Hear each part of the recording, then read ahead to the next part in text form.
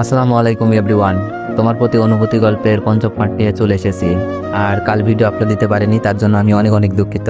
আর আপনারা তো জানেনই কেন কালকে ভিডিও আপলোড দিতে পারিনি। তো চলুন বেশি কথা না বলে গল্পে ফিরে যাওয়া যাক।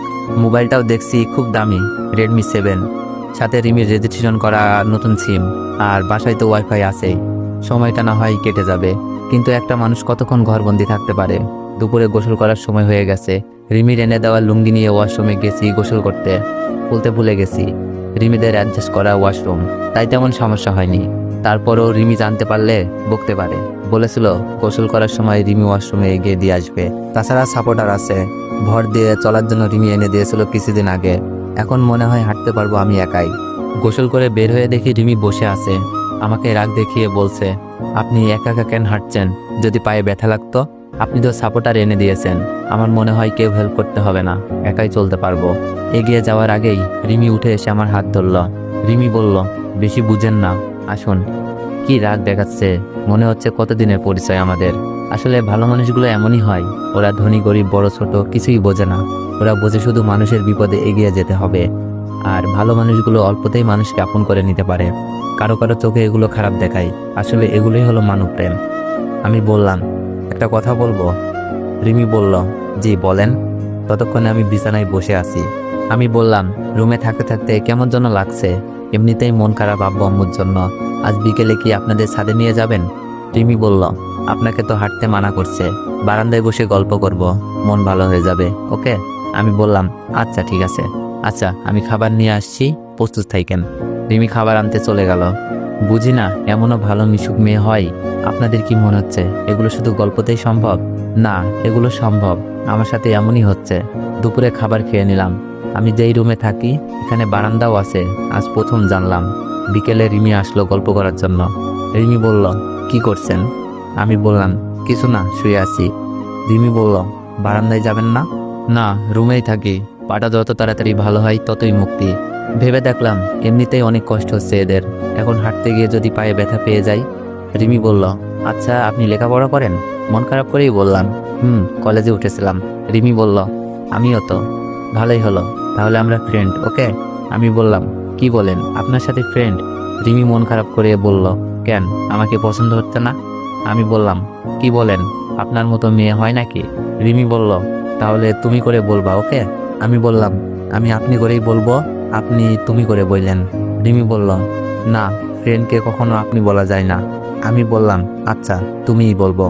রিমির সাথে গল্প করতে করতে রিমির জীবনের খারাপ সময়ের কথা শুনতে পাই।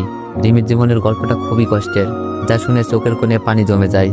হয়তো প্রতিটি মানুষের জীবনে এরকম একটি গল্প থাকে, কেউ কেউ প্রকাশ করে, কেউ বলতে পারে না, নিজের ভেতরেই কবর দিয়ে দেয়।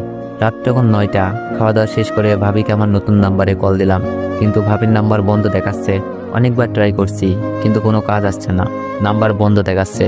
হয়তো মোবাইলে চার্জ নাই, তাই রেখে দিলাম। বাসায় তো আর কাউকে ফোন দিয়ে কথা বলতে পারবো না। সত্যি বলতে আমার মায়ের কণ্ঠটা শুনতে অনেক ইচ্ছে করছে। আসলে যে যতটা আপন তার থেকে পাওয়া কষ্টগুলো অনেক বেশি হয়, যা অনেক সময় সহ্য করতে পারা যায় না। আমার আম্মু আমাকে অনেক ভালোবাসে। আম্মু হয়তো কখনো ছেলের এতটুকু অপরাধ করতে দেখেনি, কিন্তু যখন আম্মু এরকম জঘন্য কাজ করতে দেখে হয়তো কলেজা পুড়ে গেছিল। আম্মু পারে নাই নিজের চোখে দেখে বলতে, আমার ছেলে এমন না, সে এমন করতেই পারে না। আমি যখন পড়তে পড়তে অনেক রাত করে ফেলতাম, আম্মু আমার রুমে এসে বসে থাকতো। কখনো দুধ গরম করে দেয়, কখনো কফি এনে দেয়। যদি কখনো বলতাম, আম্মু আজ খাবো না, ভাল লাগছে না, আম্মু আমাকে নিজের হাতে খাইয়ে দিত। আর বলতো, রাতের খাবার না খেয়ে ঘুমাতে নেই। খেতে বসলে সবচেয়ে ভালো খাবারটা আমাকে দিত। আব্বুর দেওয়া হাত খরচের পরেও আম্মু আমাকে অনেকগুলো টাকা ধরিয়ে দিত। আর বলতো, আমার ছেলেটা না খেয়ে শুকিয়ে যাচ্ছে। আজ মায়ের আবদারগুলো খুব মনে পড়ছে। আম্মু বেঁচে থাকতেই আম্মু বলার অধিকারটা হারিয়ে ফেলছি। এর থেকে আর কষ্টের কি হতে পারে আমার জানা নেই। হয়তো যাদের মা নেই তারাই বুঝবে মাকে মনে পড়া কতটা কষ্টের। পরের দিন সকালে ফ্রেশ হয়ে নাস্তা করে ভাবির নাম্বারে আবারও কল দিলাম, কিন্তু এখনো নাম্বারটা বন্ধ পাচ্ছি। ভাবির মোবাইলে কি হলো? মন খারাপ করে বসে আছি। রিমি এসে বলল, অনেক মন খারাপ কেন? মন খারাপ করে বললাম, ভাবির নাম্বারটা বন্ধ পাচ্ছি কাল রাত থেকে। রিমি বলল, মন খারাপ কইরো না, হয়তো মোবাইলে কিছু একটা হয়েছে। আমি বললাম, কি জানি।